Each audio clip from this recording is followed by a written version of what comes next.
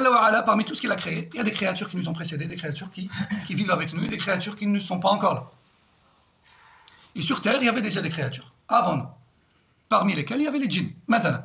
Mais il n'y avait pas que les djinns. Allah nous a parlé de djinns, mais il n'y avait pas que eux. Mais ceux de qui nous on a connaissance, il y a le djinn. On connaît le djinn, on connaît le malaïka, après le reste, Allah wa Ala. Mais on sait qu'il y en a. Et on sait qu'il y a des habitants dans les 7 cieux et dans les 7 terres. Comme Allah dit dans le Coran. Ensuite, Allah Jalla wa Ala a décidé de créer Adam. Adam qui est le premier homme. Adam alayhi salam, qui était, selon l'unanimité des savants de l'exégèse, prophète. Il était prophète.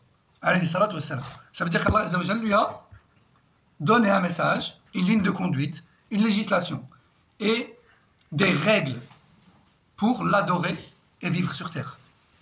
C'est ça que ça veut dire une prophétie. C'est ça que ça veut dire une législation, comme on va le voir. C'est une ligne de conduite, un ensemble de règles à suivre. Et lui, il était prophète, alayhi salatu wassalam. Ensuite, à Adam, Allah Jalla wa Ala a donné une épouse qui s'appelait Hawa. Et Allah Jalla wa Ala les a placés dans le paradis, lieu où ils vivaient au départ. Allah Jalla wa Ala les a mis à l'épreuve en les faisant tenter par Iblis. Iblis qui a refusé de se prosterner à Adam avec les anges. J'ai sauté une étape en fait. Allah Azza wa Jalla, lorsqu'il a créé Adam, il a ordonné à tout le malaïka de se prosterner pour lui. Une prosternation dont on ne connaît pas la description exacte, mais elle s'appelle prosternation, sujoud. Et ce n'est pas parce que c'est un sujoud fait pour autre qu'Allah que c'est du shirk. Pourquoi? Qui sait pourquoi? Parce que Allah il a ordonné. Parce que c'est Allah qui l'ordonne. Toute chose qu'Allah t'ordonne, tu le fais. Tu ne fais pas rentrer ta raison dedans en te disant ouais, mais peut-être que Allah te l'a ordonné. Tu le fais. D'accord? Allah te l'a ordonné, tu le sais de manière authentique, tu le fais. Et là, Allah Jalla wa Ala a interpellé directement le malaïka. Et Iblis, qui était un djinni et non pas un ange, il était tellement pieux qu'Allah Jalla wa Ala l'avait placé parmi les malaïkas. Il restait avec le malaïka, tellement il était pieux. Mais du jour au lendemain, il s'est retrouvé dans l'opposé.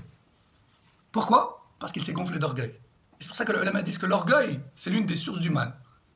Parce que c'est ce qui a ramené Iblis du niveau où il était, du niveau haut, au niveau le plus bas où il est aujourd'hui. Parce que quand Allah a dit prosternez-vous pour lui, les malaïkas qui sont au niveau créature, parfait. Ils sont parfaits au niveau des créatures. Et parmi les créatures, les malaïkas sont parfaits. Ils n'ont pas de shahawat. Et ils n'ont que l'aql en eux. Ils n'ont que la raison saine en eux. Et Allah nous dit dans le Coran qu'ils ne désobéissent à aucun ordre d'Allah. Tous se sont prosternés.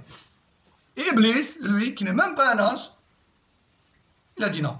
Je ne me prosternerai pas pour une créature que tu as fait en argile. Alors que moi, je suis une créature de feu. Donc il a refusé. Quand il a refusé, Allah Jalla wa Ala l'a maudit. Et il l'a écarté de sa miséricorde. Et il l'a expulsé de Jannah. Et Adam alayhi salam et son épouse Hawa ont vécu dans le paradis un certain temps. D'accord? Juste avant cela, Shaitan les avait également tentés par l'arbre qu'Allah leur avait interdit à la consommation. Quel fruit c'était exactement? Allah. Nous, musulmans, on n'a pas de texte du Coran ou Sunna qui nous disent c'est quoi le fruit. Mais on sait que c'était un fruit d'un arbre. Allahu a'lam lequel.